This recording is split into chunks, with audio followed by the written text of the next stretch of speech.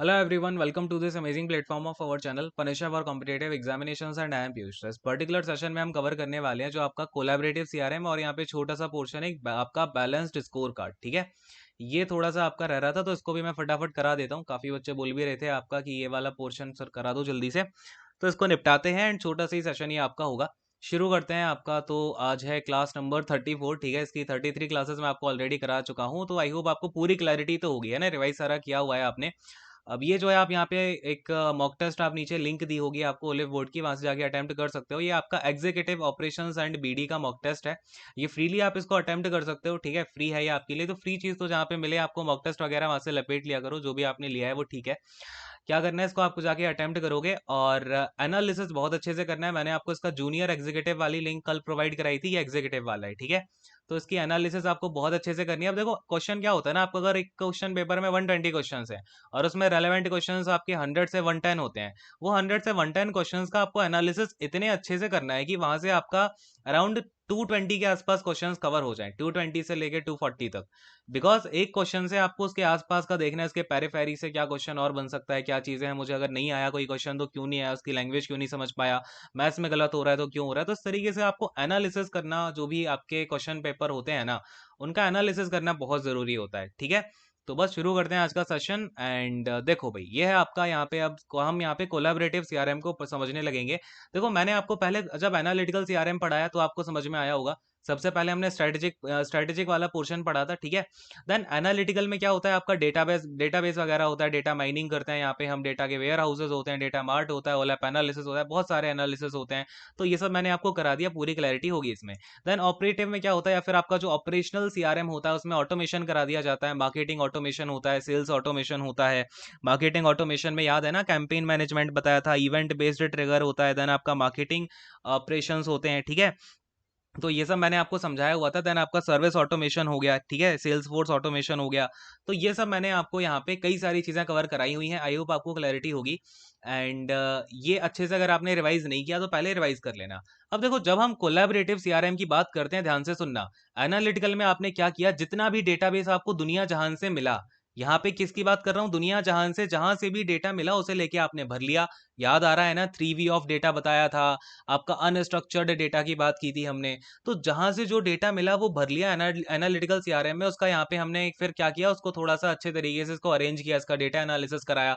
बहुत सारी प्रोसेस इसमें मैंने आपको समझा रखी है। ऑपरेशनल सीआरएम में क्या होता था, हमारी कंपनी का जो डेटा है उसमें हमने अपने कस्टमर्स को देखा, उनका क्या क्वेश्चंस बार बार पूछते हैं या फिर क्या चीजें हैं, हमने कुछ यहाँ पे ऑब्जर्वेशन के हिसाब से उन कस्टमर का डेटा अपना जो सिलेक्ट कर रखा था, अपना क्या करा दिया, ऑटोमेशन करा दिया।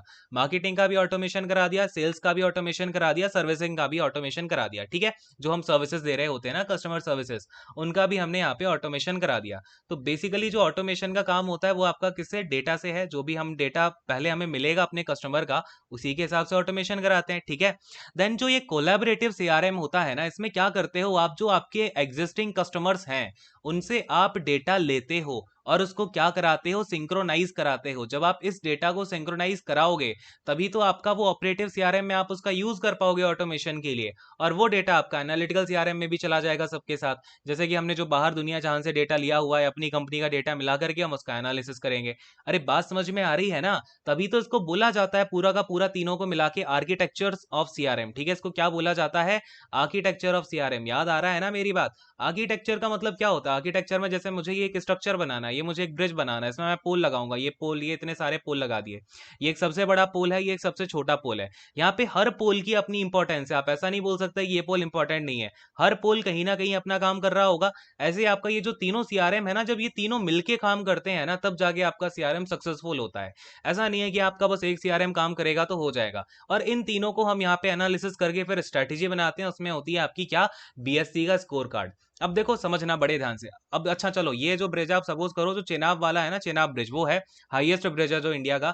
अब चलो मुझे ये बताओ, जो इसमें हाईएस्ट वाला पोल है उसकी लेंथ कितनी है? मैंने लिखाई थी ना, कमेंट करके बताओ ये। चलो, अब यहाँ पे आपसे मैं बोल रहा था कि आपका कोलैबोरेटिव में क्या होगा, आपके जो कस्टमर्स हैं आप उनको सर्विसिंग दे करके उनका जो फेस टू फेस आपका उनसे कांटेक्ट हो रहा है, आप इंटरनेट पे उनसे कांटेक्ट कर रहे हो, ईमेल पे कर रहे हो, इवन आप फैक्स पे भी कर रहे हो, कॉल सेंटर से कर रहे हो, तो उनसे जो डेटा मिलता है उसको आप क्या कराते हो, सिंक्रोनाइज कराते हो। किसके साथ में?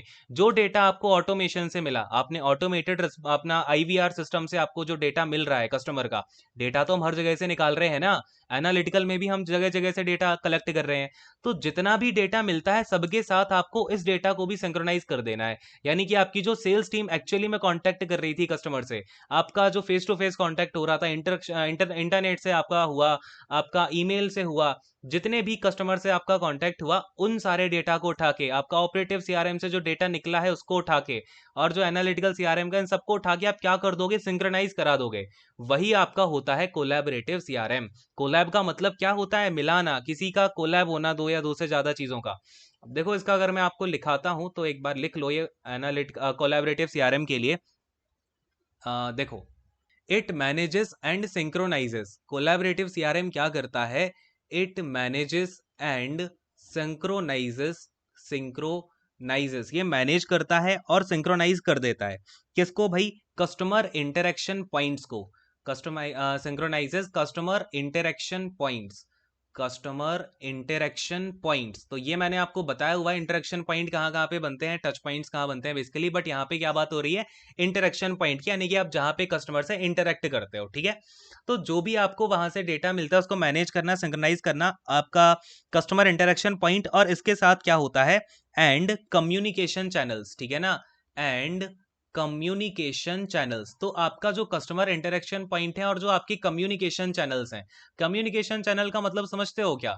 इसका मतलब होता है इसमें आपका टेलीफोनिंग आ गया, यानी कि आपका जो टेलीफोन से बात हुई है, आपके ईमेल्स आ गए, ठीक है, देन जो ईमेल सेंड किए उससे डेटा जो आ रहा है आपका, ऑटोमेशन में याद आ रहा है, ऑटोमेशन में आपका ईमेल्स को हम यहाँ पे कस्टमर के डेटा के हिसाब से क्या करते हैं, कस्टमर का डेटा हमने देखा कि ये कस्टमर का डेटा ये लैप्स हो जाएगा कुछ टाइम के बाद, चलो इसे एक काम करते हैं, ईमेल सेंड कर दो, ये हमने कस्टमर का एक पर्टिकुलर डेटा उठाया, ऑपरेशनल की बात कर रहा हूँ, उसमें क्या करेंगे, लैप्स कस्टमर देख लिया हमने, कहा कि अब ये हमारा कस्टमर छूटने वाला है, फटाफट से इसको ऑफर दो और ऐसा ईमेल डालो कि एक सामान खरीदोगे एक सामान फ्री मिलेगा। बस ये ईमेल हम चिपका देते हैं सारे के सारों को, ये क्या हो गया, ऑटोमेटेड हो गया। लेकिन यहाँ पे जो आपके कम्युनिकेशन चैनल्स हैं, आपको ईमेल से जो इन्फॉर्मेशन मिल रही है भेजने के बाद, यानी कि आपने उससे कांटेक्ट करने की कोशिश की, फिर वहां से जो आपको रिप्लाई मिला, ठीक है, टेलीफोन हो जाएगा इसमें, आपका ईमेल हो जाएगा, आपका वेब हो जाएगा, फैक्स हो जाएगा, ठीक है। तो जितने भी कम्युनिकेशन चैनल्स हैं, क्लियर है। लेकिन याद रखना ये जो भी आपका होता है, ये जितने भी आप यहाँ पे काम कराते हो वो क्या होते हैं, इंटरडिपेंडेंट होते हैं, ठीक है। क्या होते हैं? इंटरडिपेंडेंट। आपने देखा कि ये अगर हम एनालिटिकल सीआरएम की बात करें तो वो अपने आप में कुछ नहीं है, लेकिन वो इंटरडिपेंडेंट है। वो जो भी डेटा एनालाइज कराएगा उसका यूज भी तो करना है ऑपरेशनल में। यहाँ से जो भी डेटा प्रोसेस होके जाएगा, आप सोचो यहाँ पे आप देखो पूरी की पूरी प्रोसेस, जब हम कोलैबोरेटिव की बात करेंगे ना तो ये सारा का सारा पिक्चर आपकी आएगी कि भाई यहाँ से आपको डेटा मिला, ये जाके आपने एनालिसिस किया, इसका डेटाबेस बनाया, तभी तो जाके आप ऑटोमेशन वगैरह करा रहे हो सारा का सारा। और हमें ऑटोमेशन कराने के बाद जो डेटा मिल रहा है उसका भी अगेन यहाँ पे आप एनालिसिस करा रहे हो। तो कोलैबोरेटिव क्या करता है ना, जो भी आपका यहाँ इंटरनेट से हुआ, फेस टू फेस हुआ, ईमेल से हुआ, कॉल सेंटर से हुआ, इवन कस्टमर सेंटर से हुआ तो उन सारे के सारे डेटा को क्या करेगा, ये सिंक्रोनाइज करा के एक जगह अपना जो आपका जो डेटा मिलेगा हर जगह से आपका सिंक्रोनाइज करके भेज देगा ये एनालिटिकल के पास। एनालिटिकल और ज्यादा जो भी इसके पास डेटा है उस सबको मिला जुला के अपना ऑटोमेशन में डाल देगा, ठीक है। ये पूरा का पूरा कॉन्सेप्ट होता है। तो कोलैबोरेटिव में बस आपको एक चीज याद रखनी है कि ये मैनेज और सिंक्रोनाइज करता है सारे के सारे पॉइंट्स को। क्लियर है? बात समझ में आती है क्या? अच्छा, अब आपको मैं एक क्वेश्चन बताता हूँ। एक ये क्वेश्चन आ सकता है कि जो शुगर सीआरएम है, पता है आपको शुगर सीआरएम के बारे में? तो शुगर सीआरएम जो है वो किसका एग्जांपल है? कोलैबोरेटिव सीआरएम का एग्जांपल है, ठीक है। ये क्या करता है? आपका कोलैबोरेटिव सीआरएम होता है। अच्छा, ये जो कोलैबोरेटिव सीआरएम है ना, आजकल क्या होता है कोलैबोरेटिव सीआरएम में, आपने देखा कस्टमर से आप इंटरेक्ट कर रहे हो, ये सब हो गया। इवन आपके जो इंटरनल और एक्सटर्नल स्टेक होल्डर होते हैं, internal and external stake holder, पता है ना कौन से होते हैं? ये एम्प्लॉइज हो गए, एक्सटर्नल वाले आपके कौन से हो जाएंगे? कस्टमर एंड आपके जो शेयर होल्डर्स हैं। इन सभी से आपका जो भी इंटरेक्शन हुआ वो डेटा भी इसमें डाल देते हैं। तो इसको क्या बोला जाता है अलग से? पीआरएम, यानी कि पार्टनर रिलेशनशिप मैनेजमेंट। तो आजकल क्या किया है कोलैबोरेटिव के अंदर आपका, एक तो चलो सीआरएम है तो कस्टमर वाला हो गया, इसमें पीआरएम को भी, कोलैबोरेटिव में पीआरएम को भी डाल दिया है, यानी कि आपका जो भी आपके पार्टनर्स हैं उनसे जो डेटा आपको मिल रहा है, आपके सप्लायर्स हो गए, ठीक है ना, क्या हो गए, सप्लायर हो गया आपका, कोई रिटेलर हो गया आपका, वेंडर हो गया, इनसे जो जो हमें डेटा प्रोवाइड किया जा रहा है उसको भी आप सिंक्रोनाइज करा दो तो और भी ज्यादा अच्छा रिजल्ट आपको निकल के मिलेगा। तो ये जो पीआरएम है ये अलग कॉन्सेप्ट, अब देखो बहुत ही थिन लाइनिंग है यार। अब आप सोचो सीआरएम और पीआरएम, तो पीआरएम में बहुत ही थिन लाइनिंग है सीआरएम और पीआरएम में, बिकॉज ये पार्ट तो कोलैबोरेटिव का ही है, ठीक है। बिकॉज आजकल सॉफ्टवेयर्स क्या कर रहे हैं, जो कोलैबोरेटिव सीआरएम वाले हैं वो सिंक्रोनाइज करा रहे हैं सारी की सारी चीजों को, क्योंकि आप जितना ज्यादा से ज्यादा डेटा सिंक्रोनाइज कराओगे उतना आपको एग्जैक्ट इन्फॉर्मेशन मिल पाएगी, उतना आपकी कंपनी ग्रो करेगी, ठीक है। ये बात समझ में आती है क्या? अब कोलैबोरेटिव सीआरएम के दो पार्ट्स होते हैं, बस आपको बेसिक याद रखना है इसका कोलैबोरेटिव का, ठीक है ना, बिकॉज ये हम अगर ज्यादा डिटेल में जाएंगे ना तो वो फिर आपको चीजें फिर वो बहुत डिटेल में चली जाती हैं, फिर वो उसमें पीआरएम भी इंक्लूड हो जाएगा। कोलैबोरेटिव बस इतना समझना ही क्या करता है, जो भी आप कस्टमर सर्विसेज दे रहे हो, आपने क्या किया, कस्टमर सर्विसेज दी, आपने यहाँ पे टेलीफोन से बात करी, जो भी डेटा मिला उसको आपने सिंक्रोनाइज कराना स्टार्ट किया, उसको मैनेज करना शुरू किया, ठीक है, ये चीज। अब इसके दो पार्ट होते हैं, आपको ये अगर पूछा जाए कोलैबोरेटिव सीआरएम के कितने पार्ट, दो पार्ट, एक होता है आपका इंटरेक्शन मैनेजमेंट, एक को क्या बोला जाता है, इंटरेक्शन मैनेजमेंट बोला जाता है, दूसरे वाले को बोला जाता है चैनल मैनेजमेंट। क्या बोलते हैं, चैनल मैनेजमेंट। जैसे कि आपने देखा उसके अंदर ऑटोमेशंस थे अलग अलग थे, तो इसमें आपके दो टाइप के मैनेजमेंट होते हैं कोलैबोरेटिव के अंदर, एक इंटरेक्शन होता है, एक चैनल मैनेजमेंट होता है। ये बस नोट डाउन कर लो, ज्यादा इसके डिटेल में आपको जाना नहीं है। इंटरेक्शन में क्या होता है, बेसिकली जो आप इंटरेक्शन कर रहे हो, चैनल का मतलब होता है कि आपको कौन सा चैनल सुटेबल रहेगा। ये जो बताए थे मैंने आपको चैनल्स ही तो बताए थे, टेलीफोन का चैनल हो गया आपका, यहाँ पे फैक्स हो गया, ईमेल हो गया, कम्युनिकेशन चैनल है ये सारे के सारे, तो आपको कौन सा वाला जो चैनल है वो सिलेक्ट करना ज़्यादा बेटर होता है, ठीक है। बस इतनी सी अंडरस्टैंडिंग ले लो इसकी, that will be enough for you, ठीक है। देन अब हम बात करेंगे बीएससी की, कि भाई बीएससी क्या होता है, बड़े ध्यान से समझना अब ये बीएससी को। यहाँ पे मैं ये थोड़ा सा हटा देता हूँ। बीएससी जो होता है ये है बैलेंस्ड स्कोर कार्ड, यहाँ से सीधे डिट्टो 4 क्वेश्चंस बनते हैं यार, उससे ज्यादा क्वेश्चन बनता ही नहीं है इससे। बीएससी यानी कि क्या हो गया आपका, बैलेंस्ड स्कोर कार्ड हो गया। सबसे पहली बात, ये बैलेंस्ड स्कोर कार्ड दिया किसने सबसे पहले, तो ये दिया गया आपका 1992 में, ठीक है। किसके द्वारा दिया गया, तो भाई एक थे आपके डेविड नॉर्टन, कौन थे, डेविड नॉर्टन, और दूसरे थे आपके रॉबर्ट कपलान, ठीक है।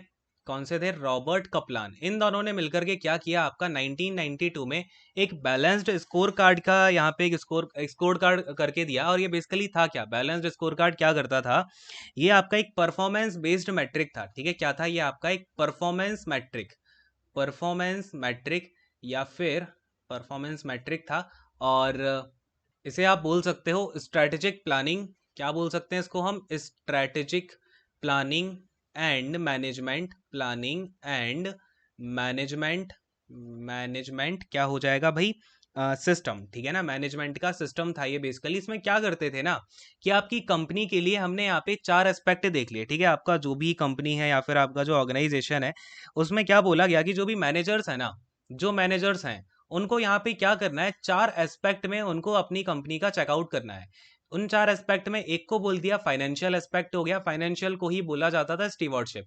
याद रखना किसकी बात कर रहे हैं, आपके 4 एस्पेक्ट हैं किसमें, बीएससी स्कोर कार्ड में। 4 एस्पेक्ट, पहला वाला कौन सा हो गया, फाइनेंशियल या स्टीवर्डशिप बोल दो। दूसरा आपका कस्टमर या स्टेक होल्डर, यानी कि कस्टमर या स्टेक होल्डर पे आपका क्या रिस्पॉन्स आ रहा है। तीसरा होता है आपका इंटरनल प्रोसेस, ठीक है। फिर आपका फोर्थ नंबर पे आया ऑर्गेनाइजेशनल कैपेसिटी या फिर आपका जो लर्निंग एंड ग्रोथ है। अब समझना इसमें किसमें क्या ऑप्शन, क्या चीजें हैं, आपका ये छोटे छोटे क्वेश्चंस बन जाते हैं यहाँ से। अगर आप बात करोगे ऑर्गेनाइजेशनल कैपेसिटी और लर्निंग एंड ग्रोथ वाले एस्पेक्ट की, तो इसका मतलब है कि आपका जो ह्यूमन कैपिटल है, यानी कि आपकी कंपनी में जो काम कर रहे हैं उसकी क्या वैल्यू है, क्या उनके पास इनफ ट्रेनिंग है या नहीं है, या फिर आपके पास इंफ्रास्ट्रक्चर और टेक्नोलॉजी अच्छी है, कल्चर कैसा है, आपका वर्क कल्चर कैसा है, यानी कि आप किस चीज पे एक्सेल करते हो, या फिर कौन सी ऐसी चीज है जिसमें आपको सीखने की जरूरत है आपकी कंपनी में, ठीक है। इसमें ये वाला एस्पेक्ट हो गया एक। दूसरा एस्पेक्ट इन्होंने बोला कि आपको क्या करना है, अपनी इंटरनल प्रोसेस पे ध्यान देना है, यानी कि आपका जो एफिशिएंसी है कंपनी की, क्या हो जाएगा, आपकी कंपनी की एफिशिएंसी कैसी है, और क्या क्वालिटी आप यहाँ पे दे रहे हो, यानी कि आपकी इंटरनल प्रोसेस में क्या क्वालिटी है, क्या एफिशिएंसी है। आप बात करते हो जब कस्टमर एंड स्टेक होल्डर की, तो इसका मतलब है आप क्या कस्टमर वैल्यू प्रोवाइड करा रहे हो, आपका कस्टमर को आप सेटिस्फेक्शन दे रहे हो, या फिर आपके कस्टमर जो है वो रिटेन करके रह रहे हैं या नहीं रह रहे हैं। बेसिकली आपके जो कस्टमर्स हैं वो आपको किस तरीके से देखते हैं। कस्टमर एंड स्टेक होल्डर वाले में आपका क्या आ जाता है, आपके कस्टमर आपको किस क्या उनका आपका नजर क्या उनका नजरिया है आपकी कंपनी को लेके, यानी कि आपका कस्टमर क्या वैल्यू दे रहा है, आपका कस्टमर सेटिस्फाइड है या नहीं है, या फिर आप कस्टमर अटेंशन रख पा रहे हो या नहीं रख पा रहे हो। ठीक। फिर फर्स्ट नंबर पे आपका आता है फाइनेंशियल। इसका मतलब है फाइनेंशियल या फिर स्टेवार्डशिप। इसका मतलब होता है कि आपका जो फाइनेंशियल परफॉर्मेंस है वो कैसा है। बेसिकली इसमें क्या होता है कि आप अपने शेयर होल्डर को क्या प्रोवाइड करा रहे हो, जो आपका शेयर होल्डर है उसने जिसने पैसा लगाया हुआ है आप उसको क्या दे रहे हो, आपके पास जो रिसोर्सेज है उनका आप कैसे यूज कर रहे हो। ठीक है, आपकी कंपनी जो रिसोर्स डाल रही है उसका यूज किस तरीके से किया जा रहा है, ये यहाँ पे इन्होंने क्या बताया, ये 4 हैं एस्पेक्ट। ठीक है ना, 4 एस्पेक्ट्स ऑफ बीएससी, यानी कि बैलेंस्ड स्कोर कार्ड के लिए ये 4 एस्पेक्ट इन्होंने बताए। ठीक। तो इससे हुआ क्या कि आपकी कंपनी की जितनी भी इंफॉर्मेशन थी, यानी कि आपकी कंपनी की फाइनेंशियल पोजीशन हो गई, आपकी कंपनी की कस्टमर आपको कैसे देख रहा है, आपको यहाँ पे कंपनी का जो इंटरनल प्रोसेस हो गया, और आपकी कंपनी का जो लर्निंग एंड ग्रोथ वाला फेज हो गया, ये चारों की चारों फैक्टर जो है आपके एक पर्टिकुलर स्कोर कार्ड में आ जाते थे, और मैनेजर को यहाँ पे हेल्प मिलती थी कि वो कहाँ आपको इंप्रूव करना है, फ्यूचर के लिए आप क्या स्ट्रेटेजी बना सकते हो। तो ये आपका होता था इसमें। इनको 4 लेग्स भी बोला जाता है। क्या बोला जाता है? 4 लेग्स ऑफ बीएससी। ये क्वेश्चन आपको पूछा जाएगा कौन सी इसमें गिवन में से कौन सी लेग नहीं है बीएससी की, तो याद रखना, एक होता है फाइनेंशियल स्टीवर्डशिप, एक होता है कस्टमर एंड स्टेक होल्डर, एक होता है इंटरनल प्रोसेस, और एक होता है आपका लर्निंग एंड ग्रोथ, या फिर आप इसको ही ऑर्गेनाइजेशनल कैपेसिटी बोल के चल रहे होते हो। ठीक है, इस तरीके से आप इसको देखो। अब इसकी मैं आपको डेफिनेशन लिखाता हूँ पहले, ठीक है ना, बीएससी की डेफिनेशन लिख लो यहाँ पे। वेट अ सेकंड, मैं इसे हटा देता हूँ ये जो लिखा हुआ है। तो बीएससी इज अ, क्या लिखोगे भाई, बीएससी इज अ, सबसे पहला क्वेश्चन यही बनता है कि बीएससी है क्या, तो याद रखना बीएससी क्या है, strategic management. Strategic management, management यहाँ पे, क्योंकि बेसिकली आप क्या करते हो, स्ट्रेटेजी, आपने जो स्कोर कार्ड देखा उस हिसाब से आपको अपनी स्ट्रेटेजी फॉर्म करनी होती है, इसलिए इसको बोलते हैं strategic management. Management based performance metric. क्या होती है ये? Performance metric. परफॉर्मेंस मैट्रिक होती है, जिसमें क्या होगा, used to identify, used to identify, किसके लिए यूज करते हैं, आइडेंटिफाई करने के लिए, and improve various internal business, identify and improve, improve various, various business, क्या हो जाएगा, वेरियस बिजनेस फंक्शंस। ठीक है ना, फंक्शंस, एंड ये आपका फंक्शंस, फंक्शंस लिखा हुआ है, ठीक है, and their resulting external outcomes, and their resulting, resulting आपका क्या हो जाएगा, एक्सटर्नल आउटकम्स। ध्यान से समझना इसको, मैंने क्या बोला कि ये क्या करता है, आपका ये मैट्रिक आपका देखती है, क्या देखती है, इसको आइडेंटिफाई करती है बेसिकली, और उसको इम्प्रूव करती है।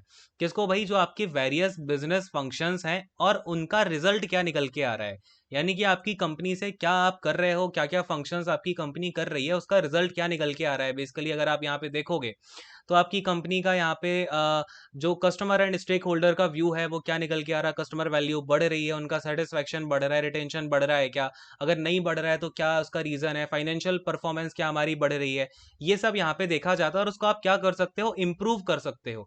तो याद रखना, यहाँ पे आप मैट्रिक वर्ड का तो यूज कर रहे हो, लेकिन देखो ये मैट्रिक वर्ड को यहाँ पे हम मेजर करने के लिए नहीं कर रहे हैं, यहाँ पे जो सेंस है वो मेजर वाला नहीं है, ये सेंस यहाँ पे आपका है आइडेंटिफाई और उसको इंप्रूव करने वाला।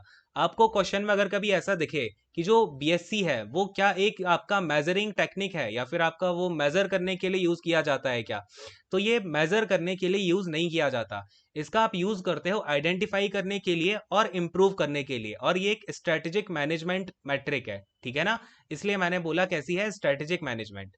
क्लियर है क्या? मेजर इसमें हम कुछ नहीं करते हैं, जैसे कि आपने देखा मैट्रिक्स जो मैंने आपको अलग अलग पढ़ाई थी उसमें आपने देखा मेजरमेंट हो रहा होता है, लेकिन ये एक स्ट्रेटेजिक मैनेजमेंट आपका परफॉर्मेंस मैट्रिक है, इसमें कुछ आप मेजर नहीं करोगे, इसमें बस आप देखोगे कि आप आइडेंटिफाई करोगे और जहां कोई गलती आपको दिखेगी उसे इंप्रूव करना है। ठीक है, क्लियर है? तो अब मैं आपको यहाँ पे दिखाता हूँ थोड़ा सा, एक और मैं आपको टेबल दिखाता हूँ, उससे आपको क्लैरिफिकेशन आएगा। देखो यहाँ पे अगर मैं आपसे बात करूं, ये क्या हो गए आपके 4, यहाँ पे ये लेग्स हो गए या फिर ये एस्पेक्ट हो गए। पहला एस्पेक्ट मैंने देखा फाइनेंशियल वाला, यहाँ पे नीचे से बेसिकली हम चल रहे होंगे। पहले आप लर्निंग वाला देखोगे। लर्निंग वाले में क्या होता है, आपका जो नॉलेज बेस है उसे आप इंक्रीज करो, या फिर आपकी जो कॉम्पिटेंसीज हैं उनको आप इंक्रीज करिए, ठीक है। अब जैसे ही आप इंटरनल पे चलोगे, इंटरनल प्रोसेस, प्रोसेस का मतलब आपको पता है भी, जब भी हम प्रोसेस की बात करेंगे तो उसमें आपका सर्विसेज इंक्लूड होंगी।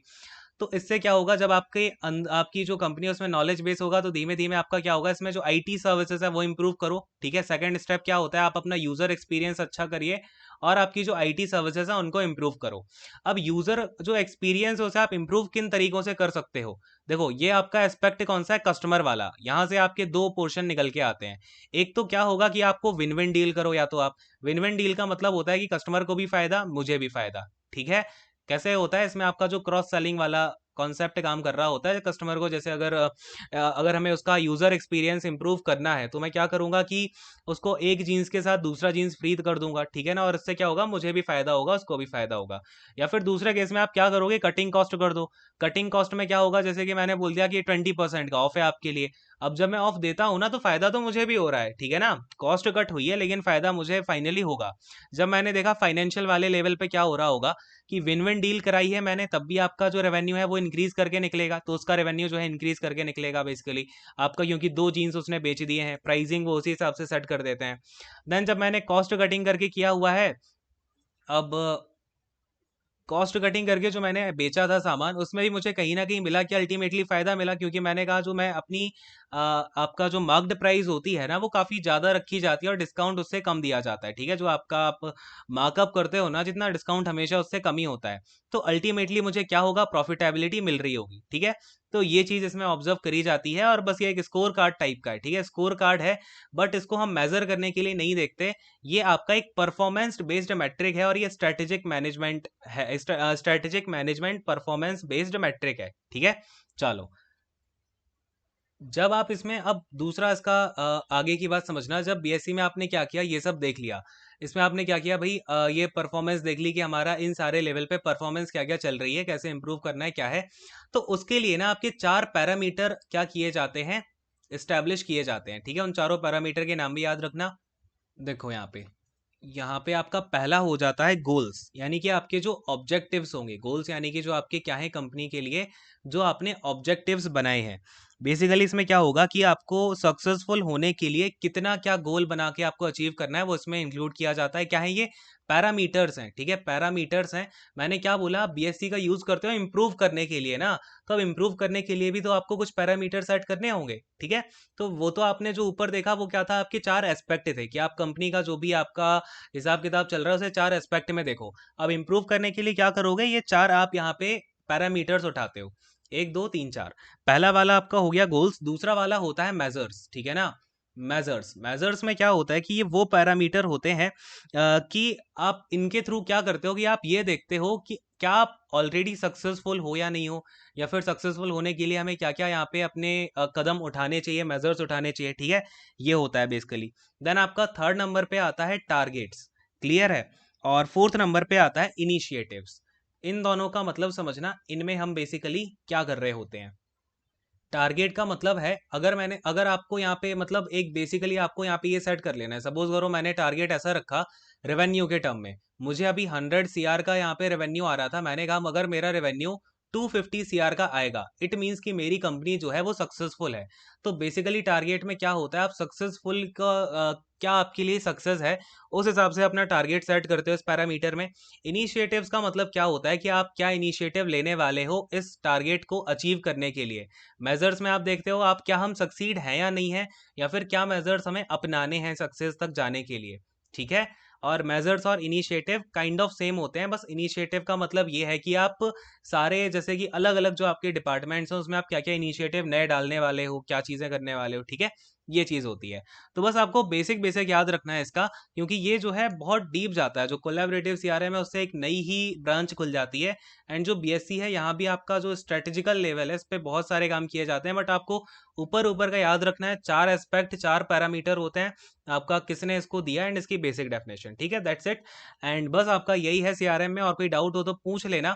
ये आपका अब यहाँ पे सीआरएम इज फाइनल आपका खत्म हो जाता है। आई होप आपको पूरी बातें क्लियर होंगी, सही।